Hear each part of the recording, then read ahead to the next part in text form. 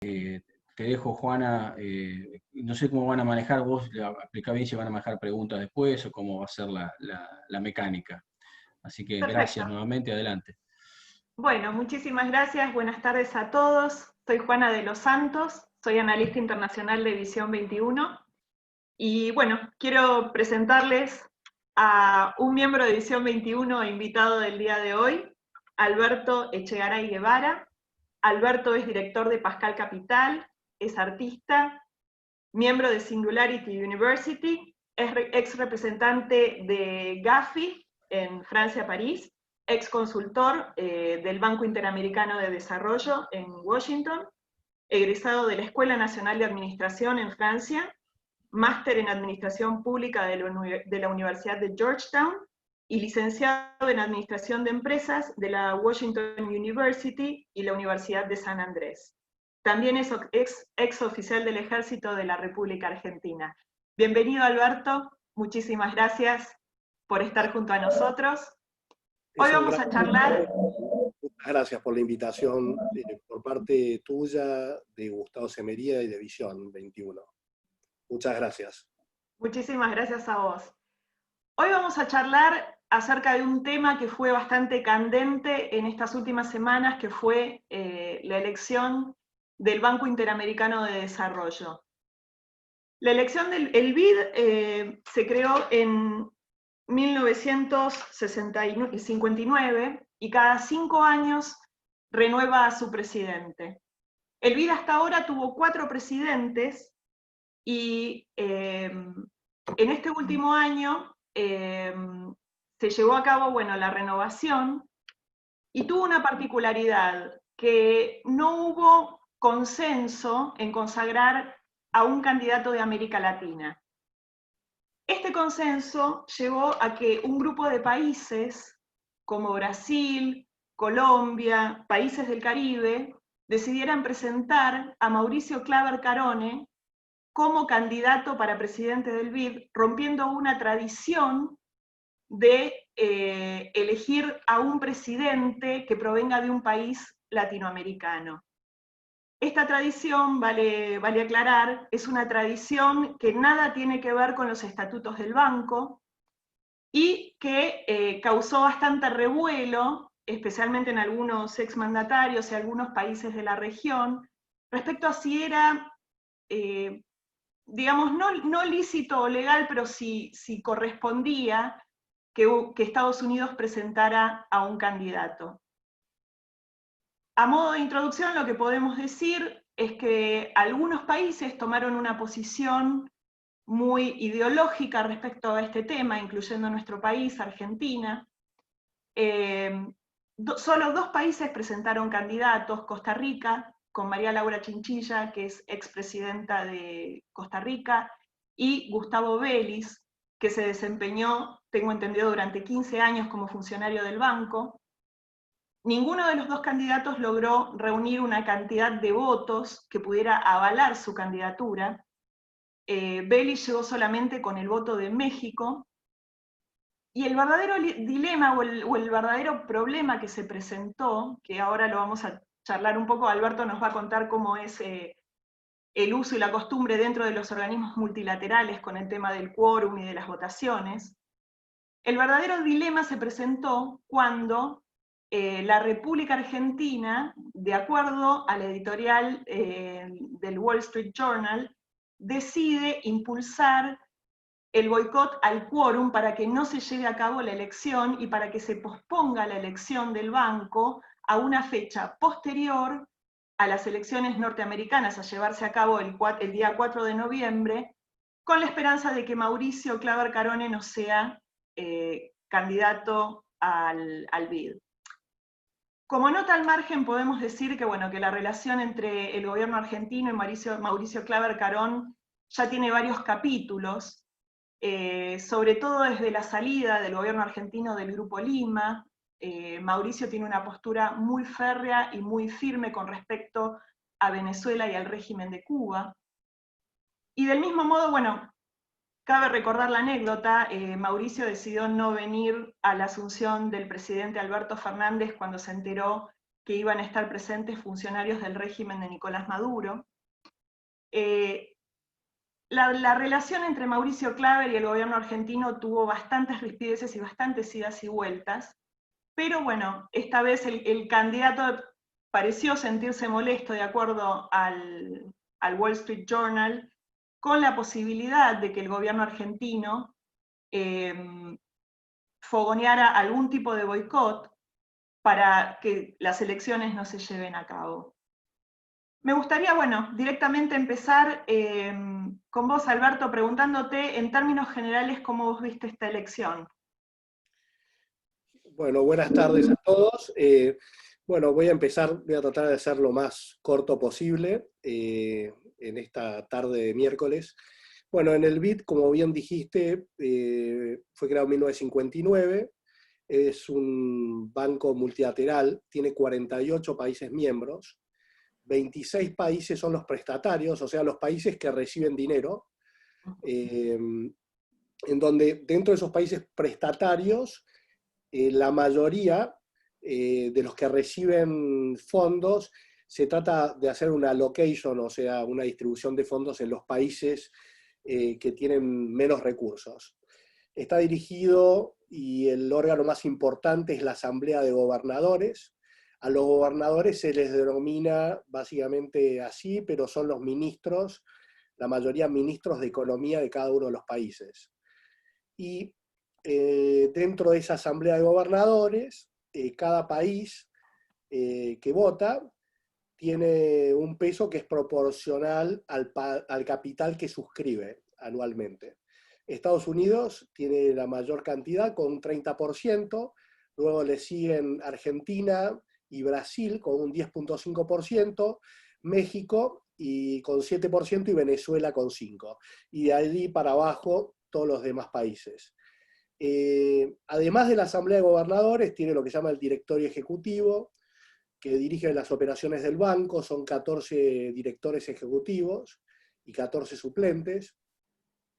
Y luego, bueno, tiene una serie de órganos, los cuales, digamos, dentro de su organigrama tiene ciertas entidades, como básicamente BidInvest, BidLab, que son iniciativas que tienen que ver con tecnología, inversiones privadas, la Corporación Interamericana de Inversiones también, que hacen inversiones en el sector privado, el FOMIN, que es el Fondo Multilateral de Inversiones, que dentro de toda esta órbita del BID se dedican a diferentes áreas, tanto privadas como sociales, para temas específicamente de desarrollo.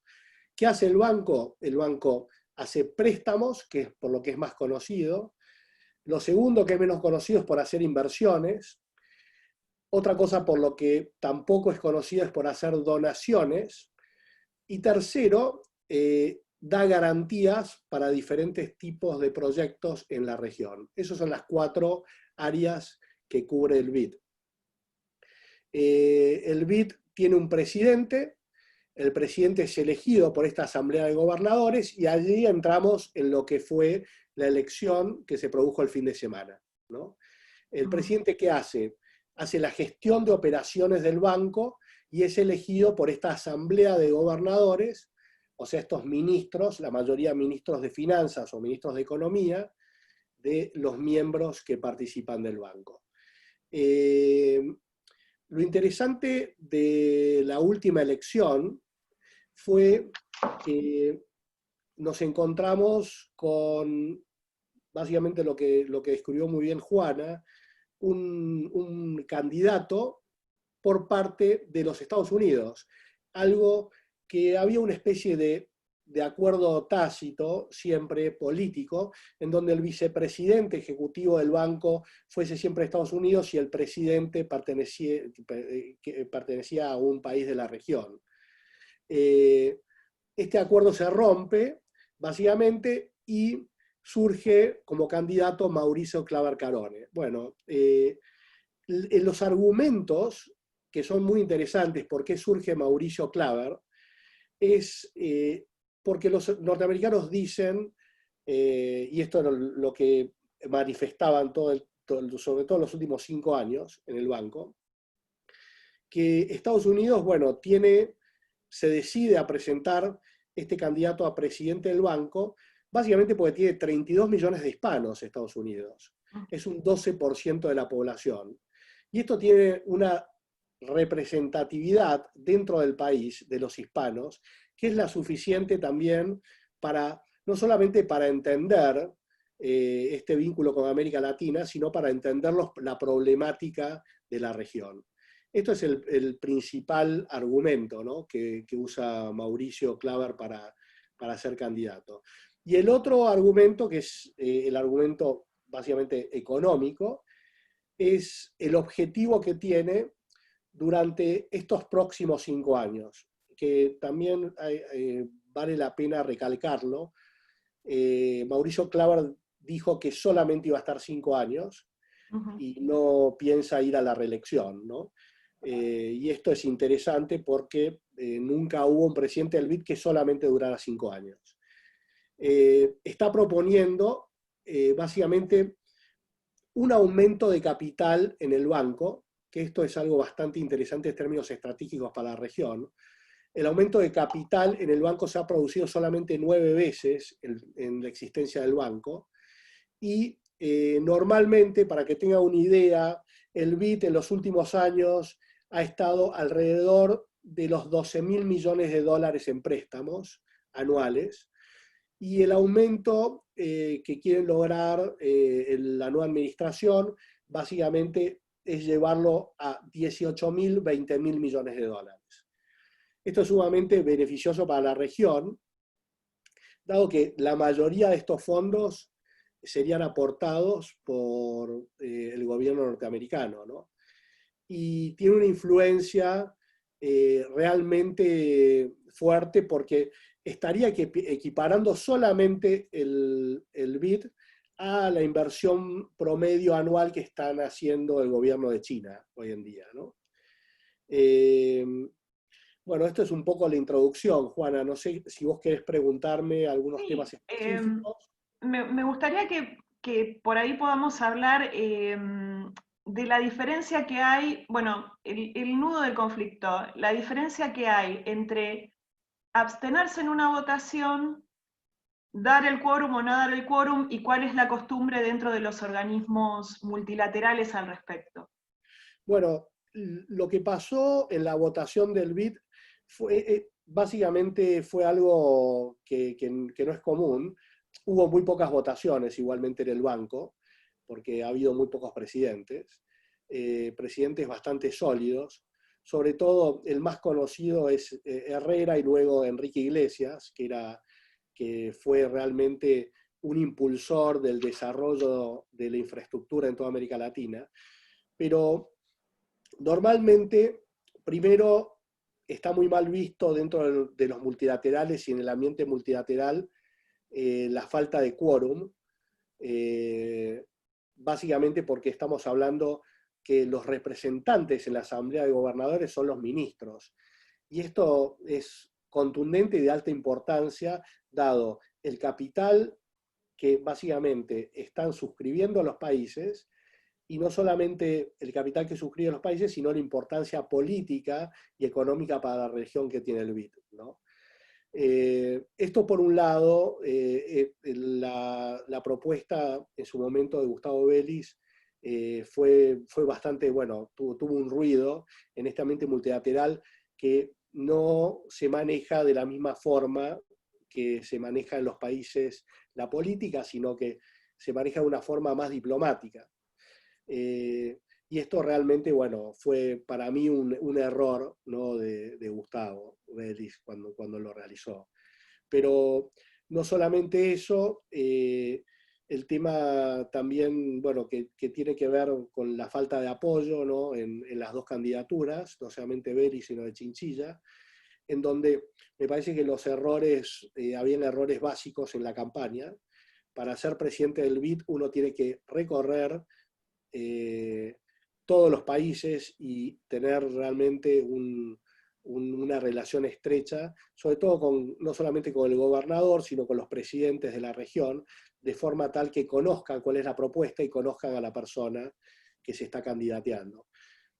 Puede ser que esto se vio afectado por el COVID en los últimos 6 meses, pero igualmente se empieza alrededor del año antes de la votación y los candidatos comienzan esta especie de campaña, ¿no?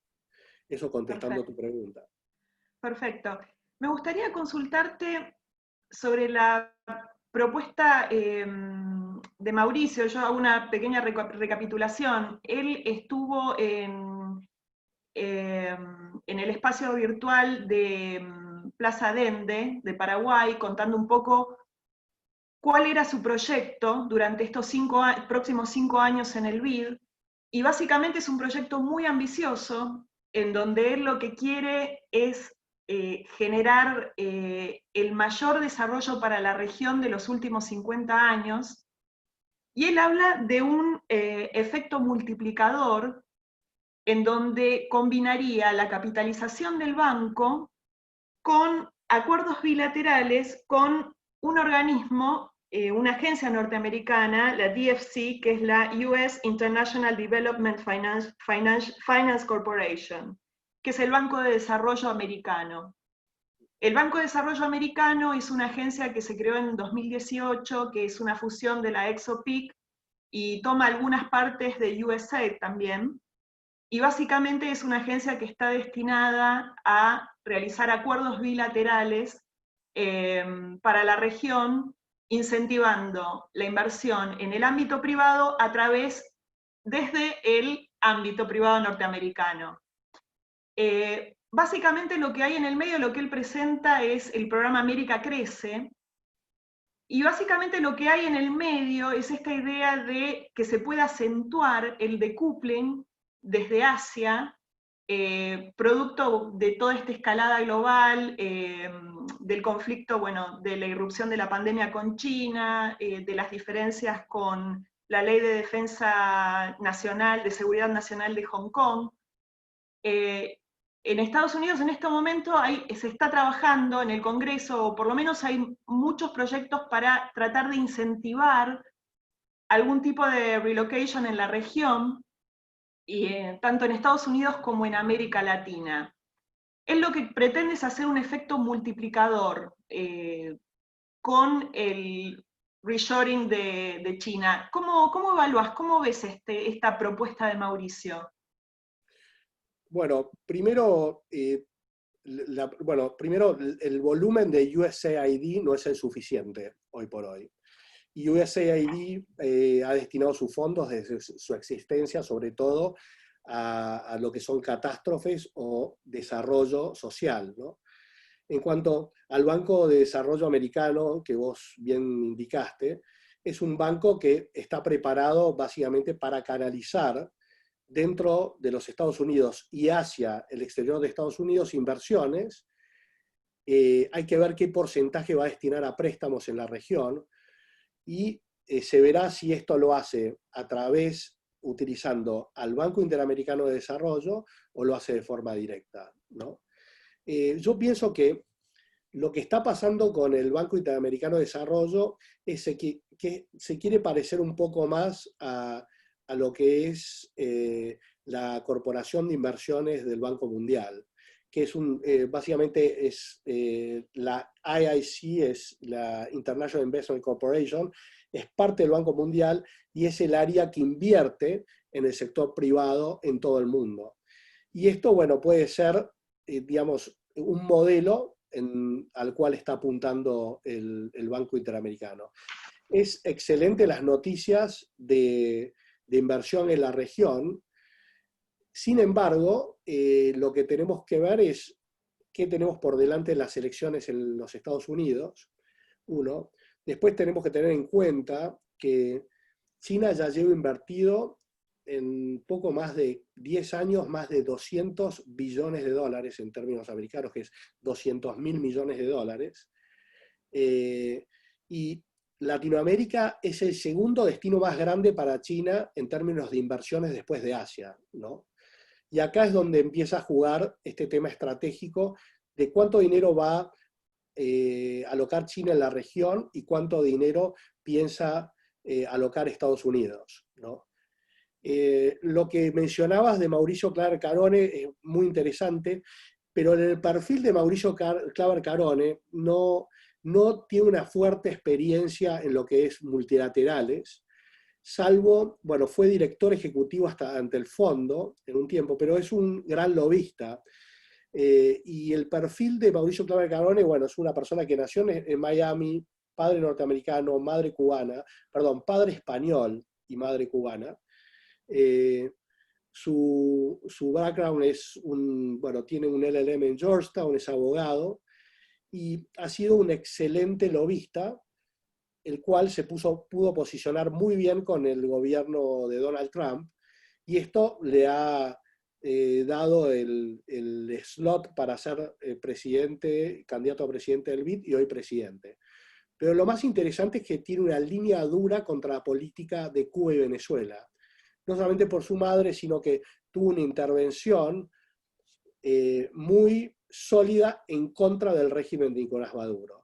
Y por eso, bueno, decidió seguramente no venir durante la toma de posesión del presidente Fernández acá. Me parece que en todo sentido hay algo muy positivo para la región, que Mauricio Claver haya sido nombrado presidente y elegido. Y bueno, me parece que si en la política norteamericana también esto es acompañado por un potencial, bueno, la reelección, potencial reelección de Donald Trump va a ser sumamente positivo. Ahora, ¿cuáles son los países a donde se van a enviar esos recursos y donde se van a prestar o se va a invertir? Es otra cuestión, ¿no? Uh-huh. Quisiera preguntarte acerca de los posibles escenarios que ves de acuerdo al resultado de las elecciones norteamericanas. ¿Cómo sería el escenario de BID y de América Latina en caso de, digamos, continuar Donald Trump, y cómo sería el escenario en caso de que resulte ganador Joe Biden? Bueno, primero tendríamos que ver cuál va a ser el equipo de Joe Biden que nombre para América Latina, ¿no? Sobre todo el secretario de Asuntos Latinoamericanos. Seguramente, bueno, en el caso de que Joe Biden sea electo, bueno, destine a un director en el BID de los Estados Unidos. Lo que vimos de Obama no fue un acercamiento tan fuerte a América Latina, sí fue un acercamiento más y diplomático en las relaciones con Cuba, pero no vimos sustancialmente la influencia que muchos esperaban en su momento de Obama y de los demócratas, ¿no?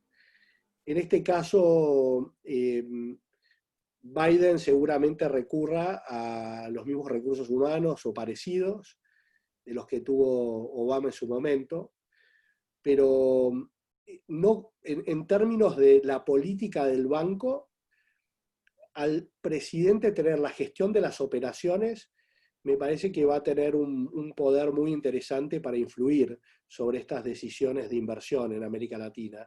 Y no creo que vaya a haber algún obstáculo, inclusive si los demócratas ganan la elección y Joe Biden es el presidente próximo de los Estados Unidos. No creo que haya obstáculos. No sé si geopolíticamente realmente Joe Biden va a apoyar el desarrollo de América Latina y de ciertos gobiernos en la región, como lo haría Donald Trump, ¿no? Perfecto. Bueno, es una duda de mucha gente. Yo creo que estoy muy de acuerdo con vos, y creo que a veces los latinoamericanos tenemos una interpretación de la política interna norteamericana que hace que se tomen las decisiones equivocadas a nivel de políticas de relaciones exteriores, como fue en este caso. Por ejemplo, pensar que un cambio de gobierno de Donald Trump a Joe Biden podría ser algo fundacional, digamos, en cuanto a lo que es la relación con Latinoamérica, claramente hay cosas que no cambiarían. Por ejemplo, la postura hacia el régimen de Nicolás Maduro, difícilmente, creo yo, Joe Biden podría cambiarla. Por ahí no sería tan hostil, pero definitivamente no lo apoyaría.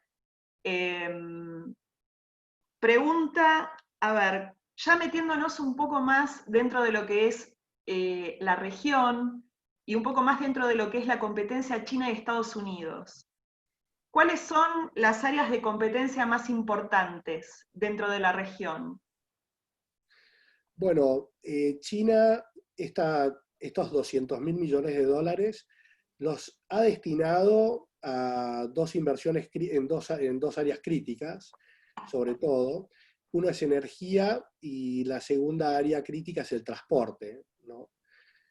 Lo que esperamos para los próximos 5 años o 10 años es cómo se van a desarrollar ambas áreas, ¿no? Y en el caso del transporte, el proyecto más grande que tenemos es el famoso ferrocarril transcontinental Pacífico-Atlántico, que es aquel proyecto donde están atrás, básicamente China, en donde es básicamente un ferrocarril con mejoras en la velocidad, en donde la idea y el objetivo es unir el Pacífico con el Atlántico a través de puntos de entrada y de salida Perú y Brasil, ¿no?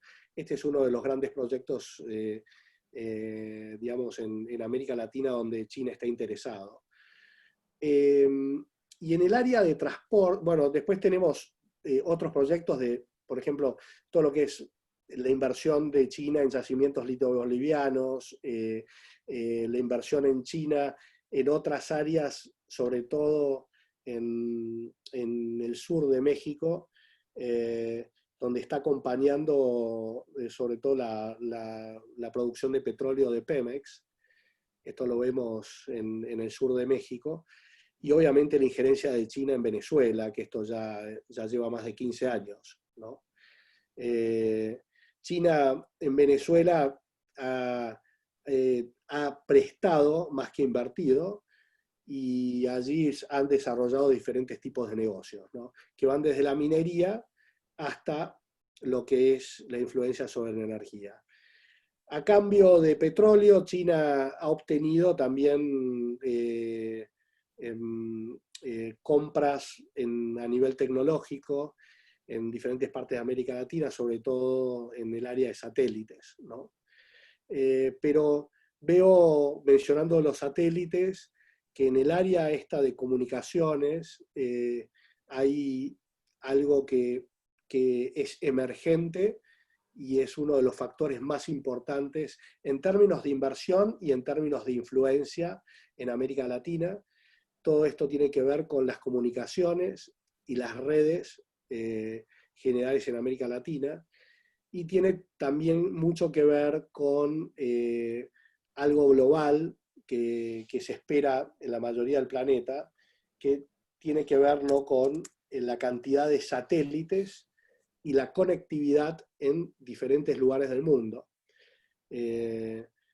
Por eso podemos explicar muy bien la presencia de la base de satélites en el sur, en Argentina, ¿no? Y tiene que ver con esta guerra por la famosa conectividad, ¿no? Por ahí puedo mostrar, a ver, voy a mostrar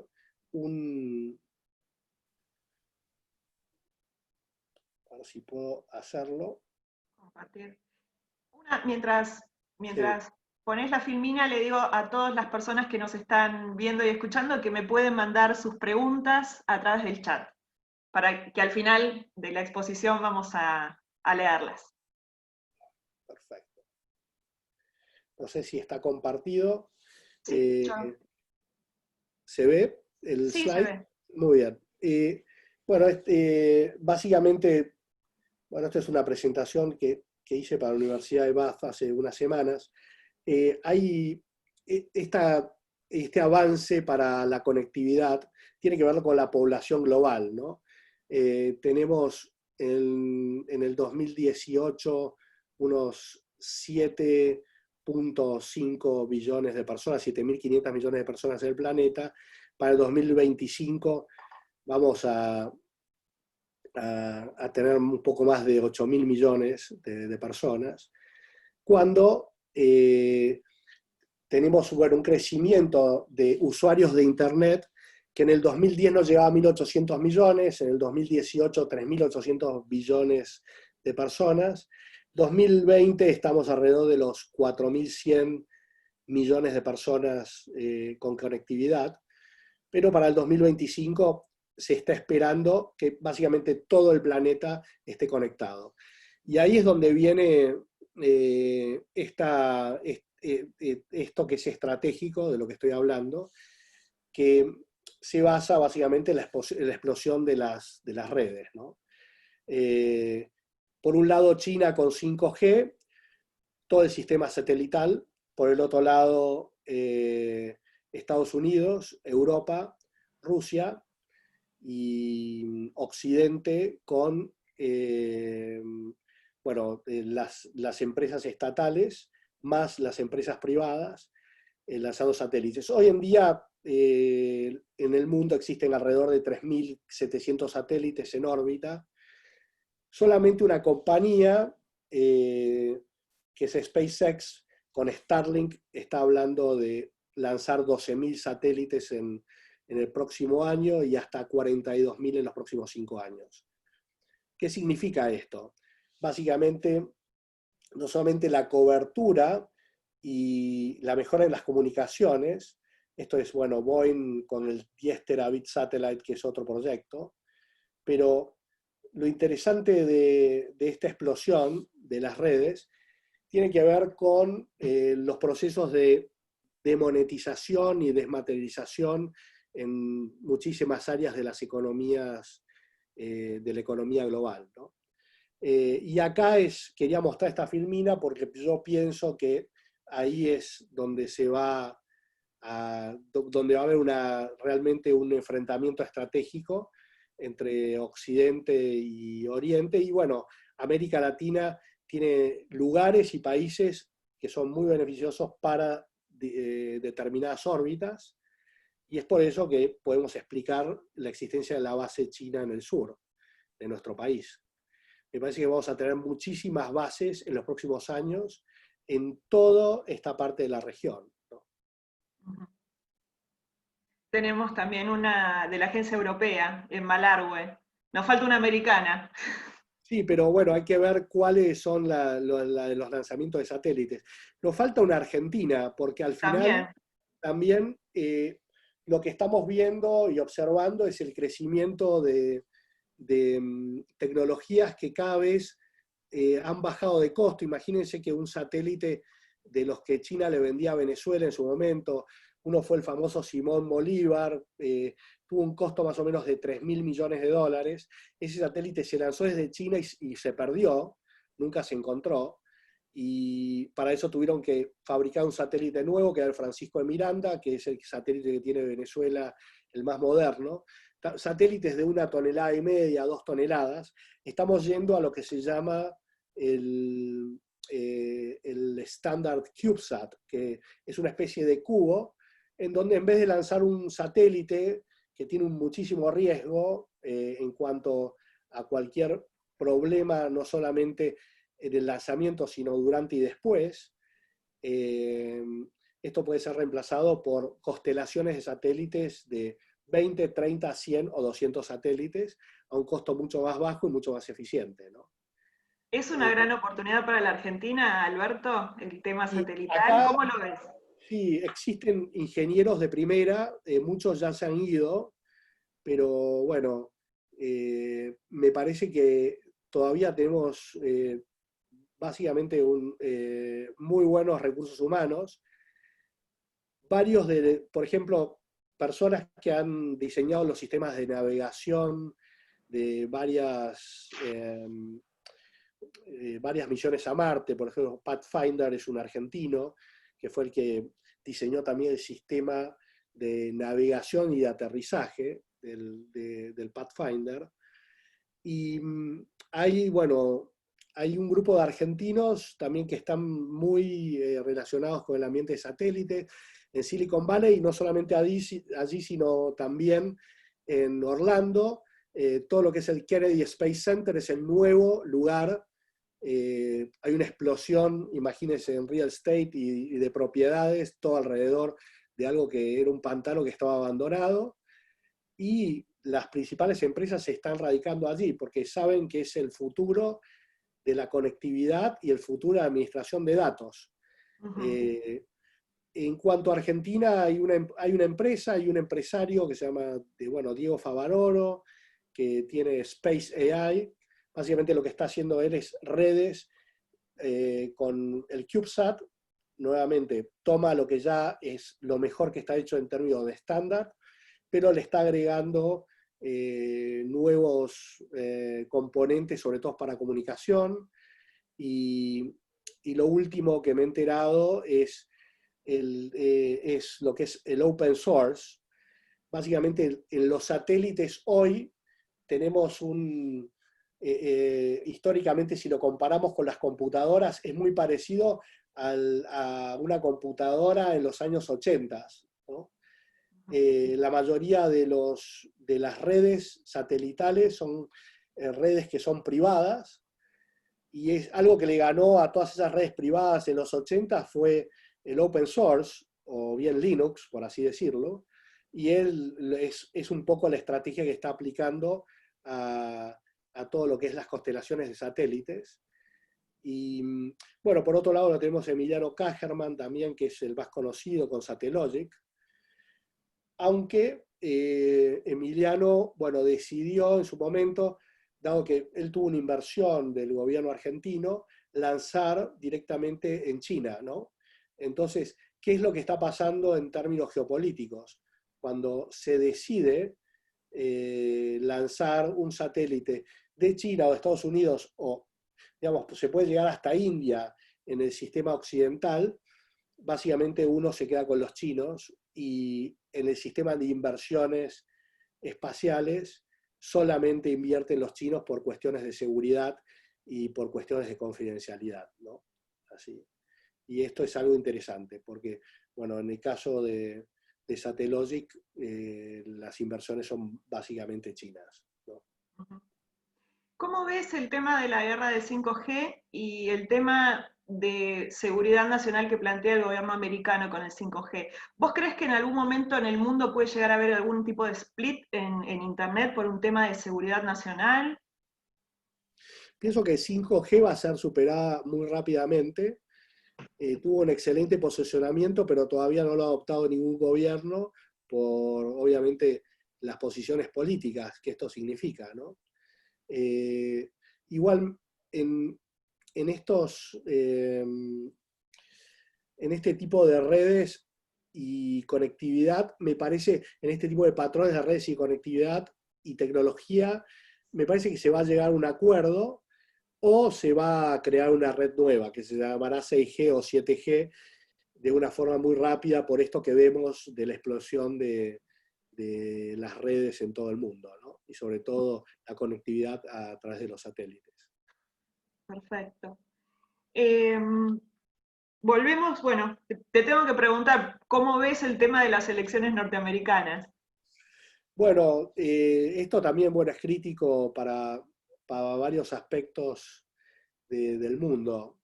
Me parece que en los últimos meses se está viendo, un crecimiento del apoyo hacia Donald Trump. Cuando muestran en términos porcentuales, sobre todo en la televisión, es algo que no es bastante claro, porque lo que tenemos que tener en cuenta son por estado los electores que van a apoyar a los candidatos. Entonces, básicamente, la estrategia normalmente en los Estados Unidos, los candidatos a presidentes, lo hacen en los estados que pueden encontrar lo que llaman los swing votes, que son los votos que pueden cambiar de demócrata a republicano. Y me parece que esto va a ser una guerra determinante, sobre todo después de el próximo debate, que es lo más esperado en Estados Unidos.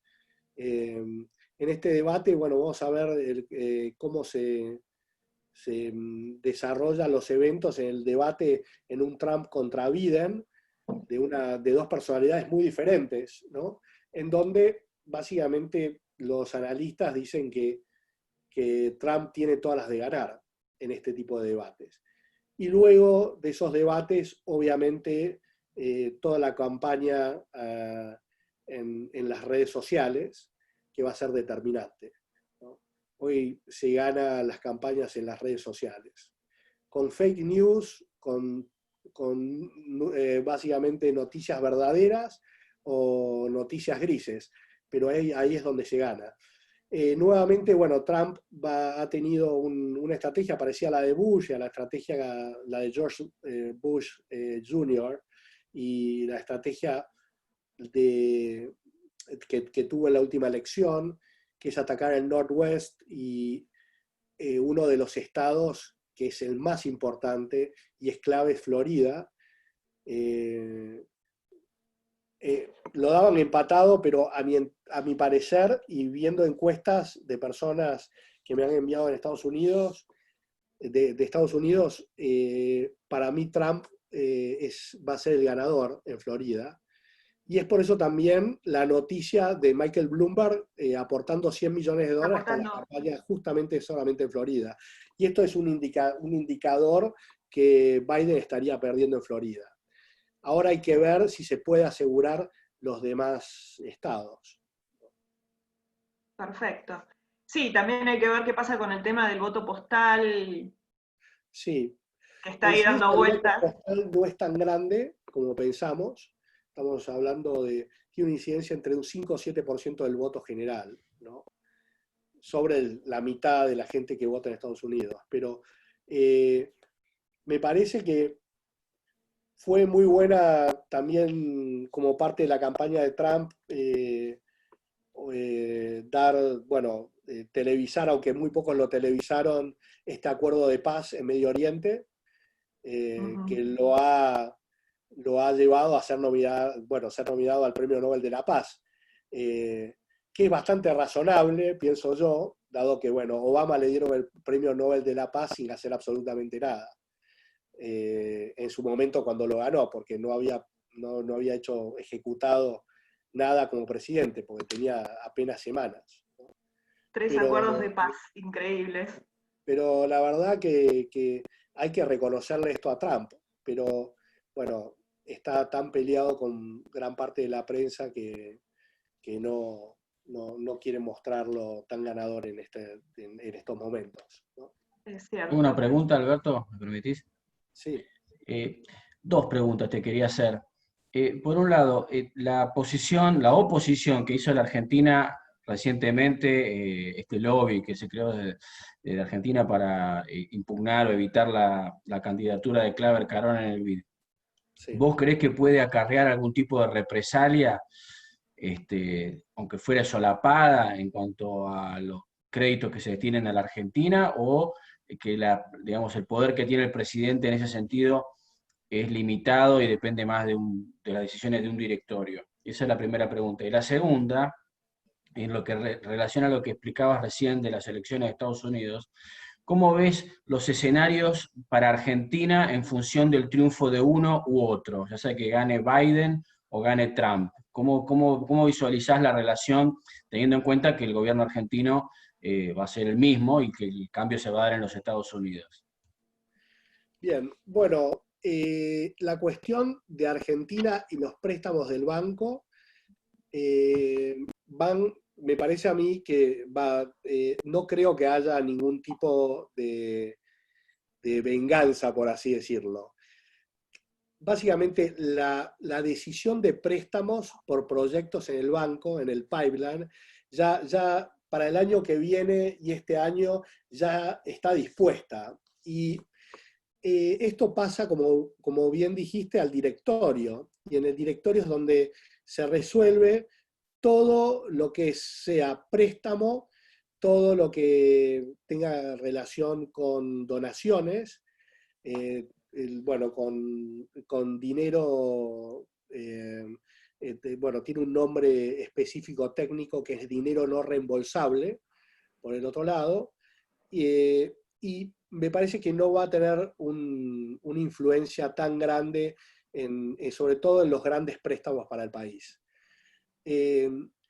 Esto igualmente no deja de lado que al ser presidente un norteamericano y tener, y si tiene la influencia y tiene la decisión de hacer un aumento de capital y llevar al banco de 12.000 millones de dólares a casi 20.000 millones de dólares, como es lo que él estuvo enunciando, va a tener muchísimo poder en el banco sobre el directorio también.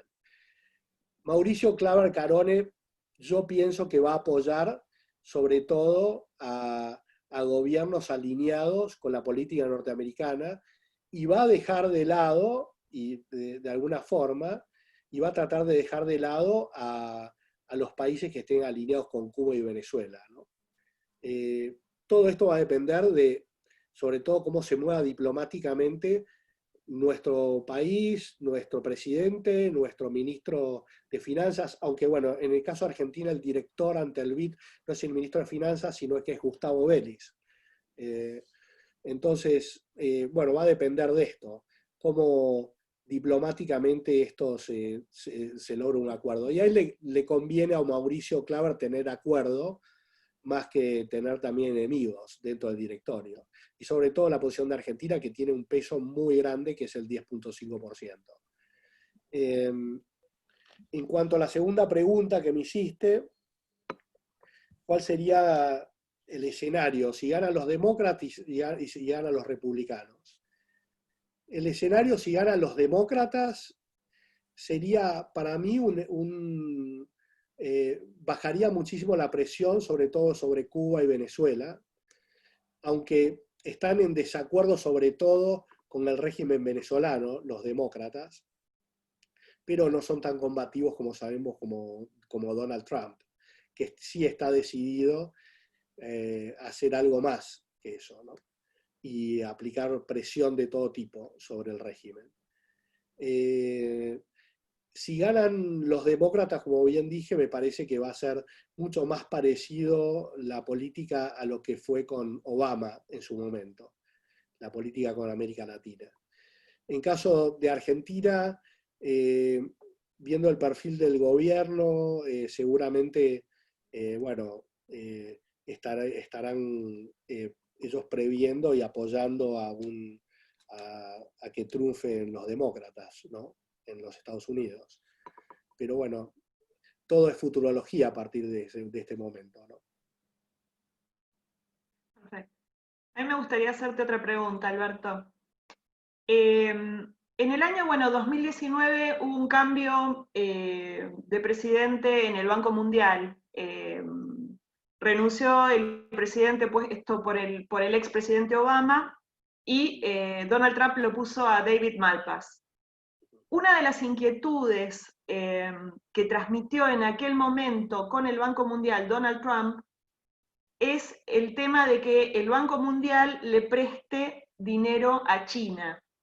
¿Cómo ves esto de que China tiene un banco de desarrollo, toma préstamos del Banco Mundial? ¿Cómo lo ves con el tema de la región? O sea, China va a poder articular sus proyectos de inversión contando con fondos del BID, se le va a dificultar más, va a actuar más a través de su banco de desarrollo. ¿Realmente su banco de desarrollo después de la pandemia es un banco de desarrollo que tenga posibilidades de invertir o es algo que un régimen comunista nos está mostrando y en realidad no podría tener tanta influencia sobre la región? Bueno, en términos de multilaterales, digamos, China, la posición, digamos, es parte del BID con un porcentaje muy menor. En el caso del Banco Mundial, los préstamos del Banco Mundial no son los préstamos más notorios porque tampoco tienen los fondos suficientes y la cantidad de fondos que tiene el Fondo Monetario Internacional, que sí realmente es el organismo de préstamo por excelencia a nivel global, ¿no? En el caso de China, lo que sí vemos es que la mayoría de los préstamos e inversiones han sido canalizados por el Bank of China en toda la región, pero yo pienso que la inversión de China en la región va a continuar de una forma sostenida. Ahora, la pregunta de prestarle dinero a China desde el Banco Mundial, la verdad que desconozco los montos que están proponiendo y desconozco cuál es la finalidad. Porque también hay que diferenciar de lo que son los préstamos del Banco Mundial. Pues están los préstamos para todo lo que es infraestructura, desarrollo, educación, etcétera, y toda la parte, digamos, social que abarcan los multilaterales. Y por el otro lado tenés la International Investment Corporation, que es el organismo que invierte en el sector privado, en América Latina y en diferentes lugares del mundo. Pero, bueno, todo dependerá a dónde quiera alocar los fondos nuevamente el Banco Mundial, a través de este brazo de inversión. En el caso de Argentina, las últimas inversiones que hizo la Corporación de Inversiones ha sido, me parece, hace 4 o 5 años, pero la exposición venía desde antes en las compañías que invirtió. Realmente, en el caso de Argentina, me parece que la corporación, viendo las cantidades de inversión que ha tenido en los últimos 10 años, no es un país que sea interesante, y ha perdido dinero en inversiones en compañías de tecnología y otras en la Argentina, sobre todo en la década del 2000 al 2010, ¿no? En esa década que hubo diferentes inversiones de la corporación, no fueron tan buenas. Esa es la verdad. Perfecto. Bueno, hay una pregunta en el chat, me parece. Sí, tenemos creo que 2 preguntas en el chat. A ver, un segundo. Una pregunta de Daniel de la Rodolfa. Buenas tardes, Alberto. Seguramente a raíz de esta oposición de Argentina, ¿sería posible que Argentina no consiga o no se le asignen fondos para el desarrollo? Bueno, en parte la has contestado la pregunta. Me parece que Argentina va a seguir recibiendo. Argentina tiene más o menos lo que se llama free money, que es dinero no reembolsable, alrededor de 30 a 90 millones de dólares por el BID por año. Y me parece que, bueno, va a seguir recibiendo. Eso sí, todo va a depender de la diplomacia dentro del banco. Y me parece que, además, no hay que olvidarse que todos estos préstamos tienen retorno. El Banco Interamericano de Desarrollo emite bonos que son AAA, y es realmente también una plataforma financiera. Ahora, la plataforma financiera, que antes había una gran injerencia latinoamericana, va a ser una plataforma financiera volcada más a por ahí la dirección de los Estados Unidos. Y esto es el cambio, ¿no? Notorio. Y el cambio que estamos esperando a ver cómo va a ser todo esto, ¿no? Perfecto. Acá tenemos una pregunta, bueno, de Juan Pablo Sánchez. Más o menos lo que pregunta es si va a haber mayor accountability con la presidencia, de acuerdo a su apreciación, de Mauricio Claver Carone. Accountability, decimos, o sea, como mayor seguimiento, mayor presión en el seguimiento y en la ejecución de los proyectos, en la transparencia. El accountability ha ido mejorando, era completamente diferente en los 80s, en los 90s y lo que es hoy. Y ha ido mejorando básicamente por la tecnología. Y sobre todo el banco en los últimos 10 años tuvo una política de, en vez de concentrar la mayoría de la gente en Washington, empezó a descentralizarlo y a hacer más poderosas las oficinas de representación en los diferentes países. Entonces, esto hizo también que las oficinas de representación estuviesen mucho más cerca de los proyectos que antes, y bueno, que haya una accountability mucho más definido y dedicado a cada uno de los proyectos. Me parece que la accountability va a seguir mejorando, no sé si en términos humanos, pero sí en términos de tecnología. Me parece que no hay vuelta atrás con eso. y como hay tantos factores que tienen que controlarla, no depende solamente de una persona, o de dos, o de tres, me parece que, que va a ir mejorando. Ahora, la eficiencia del banco en sí, como entidad multilateral, no solamente el BID, el Banco Mundial y el IMF, los tres multilaterales tienen pendiente, obviamente, esto de mejorar la eficiencia, y la tecnología también lleva a la mesa, y va a llevar a la mesa con la inteligencia artificial, la pregunta de, ¿necesitamos 2.300 personas trabajando para el BID en Washington? O me parece que eran 2.300 o 2.500. Necesitamos mucho menos, necesitamos sistemas más eficientes, y cómo se va a llevar esto con la inteligencia artificial y la tecnología que ha aparecido en todo el mundo, que es increíble, sobre todo para canalizar préstamos, para examinar y analizar proyectos y viabilidad, ¿no? Perfecto. Bueno, me gustaría poder hacerle las dos últimas preguntas a Alberto, porque la verdad es que tengo 100 preguntas más, pero bueno, entiendo que ya estamos por ahí redondeando la hora de tiempo. Alberto, me gustaría preguntarte sobre cómo ves a América Latina en este momento de la competencia global en términos de cómo hacen los países para poder celebrar acuerdos bilaterales beneficiosos, tanto con China como con Estados Unidos, y no quedar en el cruce, digamos, en una situación muy compleja. ¿Vos ves algunos países que puedan realmente, que estén llevando exitosamente la relación con Estados Unidos y China en América Latina y no queden, digamos, en situaciones en donde o pierdan su independencia soberana por querer tomar algún tipo de proyecto o crédito, o tengan que cambiar sus votos en organismos internacionales para poder quizá caer un poco más en gracia? ¿Cómo ves esto? Bueno, primero, bueno, tengo que dar un marco general. El tema del COVID claramente ha afectado todas las economías en América Latina, economías que están basadas muchísimo en los commodities.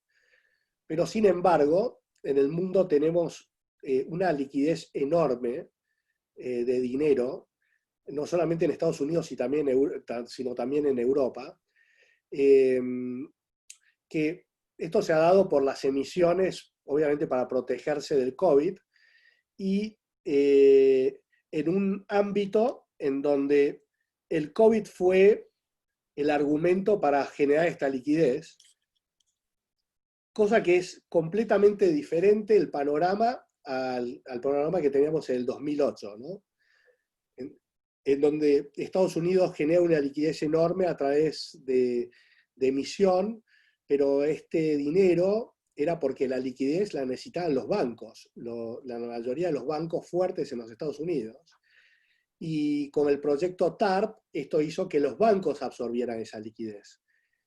En este momento, lo que vemos es una emisión por parte del gobierno norteamericano para protegerse del COVID, pero en el área bancaria no tenemos un problema de liquidez. Y esto se ha volcado básicamente entonces a los mercados. Y por eso también vemos estos precios de acciones cómo ha aumentado en diferentes partes del mundo, no solamente en Estados Unidos. Me parece que tenemos enfrente una oportunidad en América Latina que puede aprovecharse de esta liquidez. Ahora, va a depender mucho también de los gobiernos, cómo terminan manejando el COVID, cómo terminan manejando su estrategia para activar al sector privado. Y en cuanto a los convenios bilaterales, me parece que han sido excelentes los convenios, por ejemplo, de Perú, con Asia, inclusive con los Estados Unidos. El convenio de Colombia con los Estados Unidos ha tenido éxito. Y de una forma u otra, aunque Trump critique y los mexicanos también lo critiquen, el acuerdo de México comercial con Estados Unidos ha tenido un rédito enorme para México, enorme.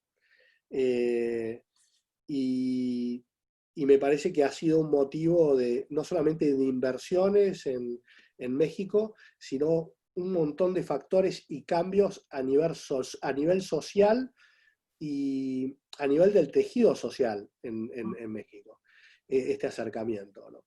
Así. Última pregunta, por lo menos yo que te hago, no sé si Gustavo tiene alguna pregunta más.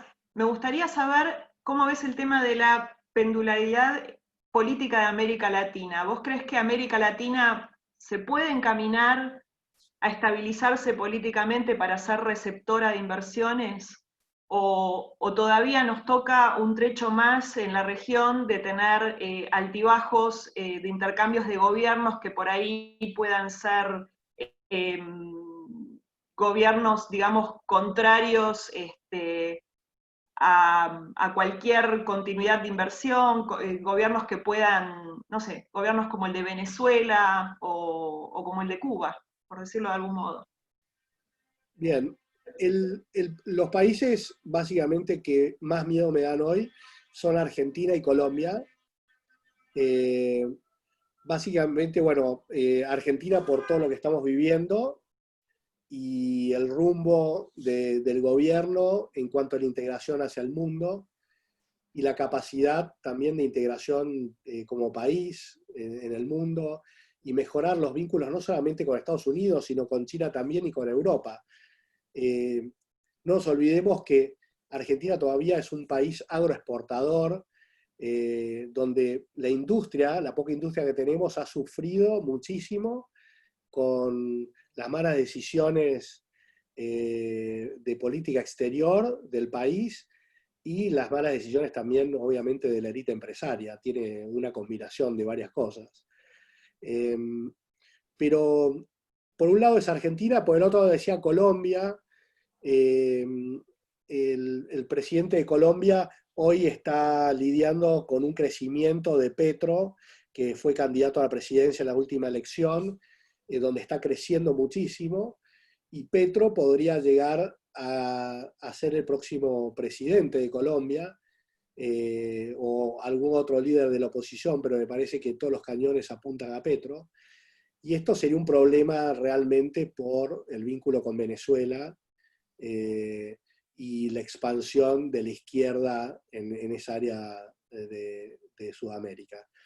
Y por otro lado, tenemos a Brasil en una escala menor de preocupación, aunque sabemos que Lula sigue gozando de muchísimo apoyo popular y varios de sus aliados.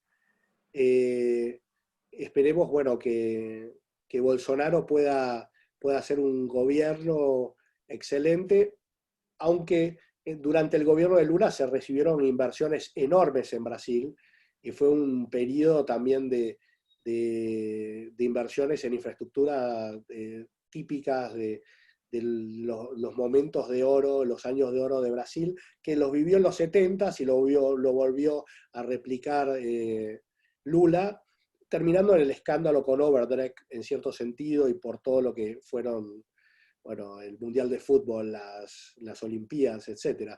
Pero lo que sí veo es que en América Latina todavía la democracia y básicamente los partidos de izquierda pueden tener, digamos, un revival y una segunda vuelta. Empezando por Colombia, México es un sexenio, pienso que va a cambiar en el próximo sexenio a los otros dos partidos, al bipartidismo tradicional, pero el caso de Colombia es preocupante, Perú es una incógnita también, pero no es tan tajante como el caso de Colombia y de Argentina, sobre todo, y bueno, Brasil veremos qué pasa con lo que queda del gobierno de Bolsonaro y qué pasa con Lula, ¿no? Perfecto. Bueno, no sé si te gustaría unas palabras de cierre, a mí también me gustaría un pequeño cierre de este encuentro que ha sido maravilloso. Bueno, bueno, les quería agradecer por la invitación. Normalmente no hablo mucho de multilaterales, hablo más de tecnología. Será la próxima invitación de Visión 21. Con mucho gusto, todo lo que es economía digital. Pero me parece que, bueno, Argentina, hablando del país, pienso que todavía no hemos visto lo peor y puede venir en los próximos meses, pero tengo todavía tengo fe en el país, un país con muchísimos recursos, no lo hablo de los recursos naturales, sino los recursos humanos, que es básicamente la riqueza real de los países.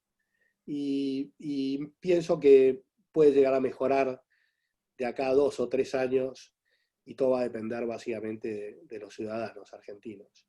Pero bueno, quería dar un poco de esperanza dentro de este ambiente que es medio tétrico que estamos viviendo.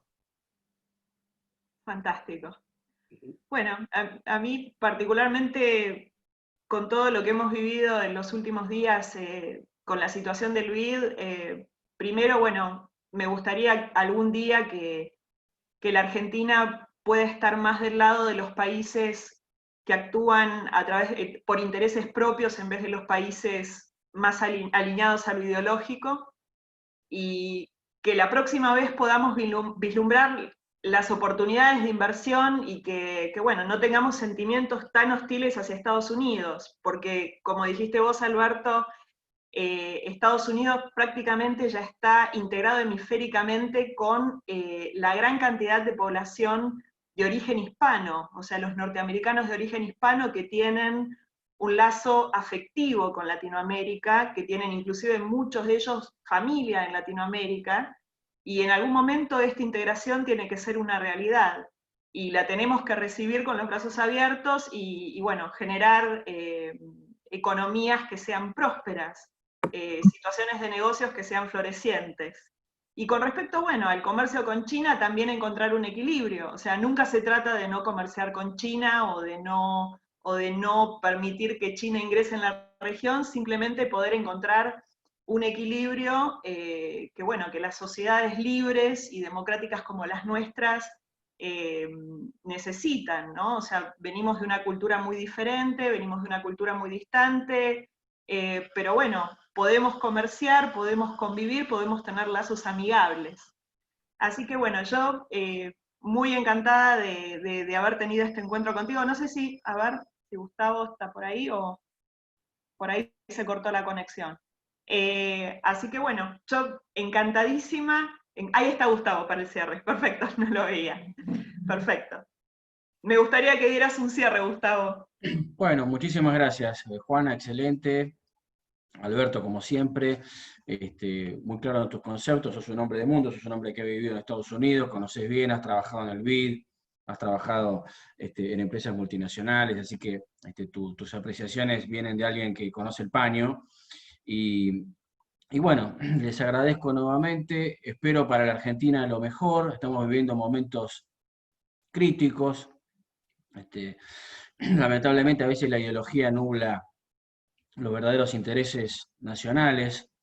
Yo creo que Argentina tiene que ser un país que se alinee claramente en el mundo libre, en el mundo de Occidente, que pueda comerciar con todos, pero que, digamos, bajo ningún concepto pongamos en riesgo nuestro sistema de libertades, ¿no? Que es un sistema que viene desde la Constitución de 1853 y que los argentinos, o gran parte de los argentinos, valoramos y queremos integrarnos al mundo. Yo creo que es una aspiración de muchos argentinos de no cerrarnos. Esta idea que viene ya tan remanida de los años 50, 60, esto de aislarnos, de vivir con lo nuestro, de considerar de que el capital extranjero es de tipo extractivo, en lugar de considerar, como ya lo decía Sarmiento, ¿no? Ya en el siglo XIX, cada vez que se pone una industria, el dueño de la industria puede morirse, puede irse, pero la industria queda. Es decir, los fierros que se clavan están. Uno ve las empresas, los parques industriales de la Argentina que se dieron durante los años 90, la cantidad de los hoteles 5 estrellas que se construyeron, digamos, quedan, son cosas que quedan para beneficio del país. Es esta idea de que el capital solamente viene a extraer, es absurda. Creo que el mundo ya la ha superado. La Argentina, lamentablemente, recae permanentemente en estas malas concepciones, que las ideas malas se pagan caro, o sea, no es que son gratis, las malas ideas tienen consecuencias en las vidas individuales de todos nosotros. Entonces, cuando demos ese clic y comprendamos, ¿no es cierto?, de que no puede haber una disociación, no se puede pensar mal y salir bien. O sea, pensamos mal, nos va a ir mal. Yo creo que estamos en un momento propicio para que la gente haga un cambio de mentalidad, ¿no es cierto? Y ahora que nos ha convocado este tema del BID, ¿qué sentido tienen estas derrotas pírricas, ¿no? Porque ni siquiera son victorias pírricas, son derrotas pírricas. O sea, canalizar un esfuerzo y energía enorme en tratar de boicotear al candidato de los Estados Unidos, ¿para qué? O sea, ¿cuál es el sentido? Si la Argentina es un país que está en una posición débil en este momento, es un país que está comprometido en términos externos, es un país deudor, digamos. Son estas cosas que pasan, estos principismos, ¿no? Estos principismos que en las relaciones internacionales se pagan caro.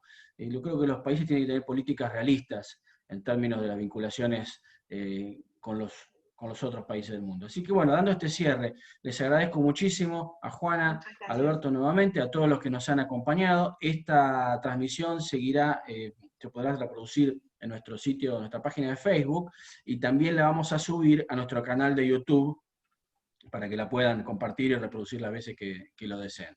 Y los esperamos en la próxima, todos. Seguiremos haciendo este tipo de eventos, que son excelentes, geniales. Así que les agradezco y nos vemos pronto. Gracias.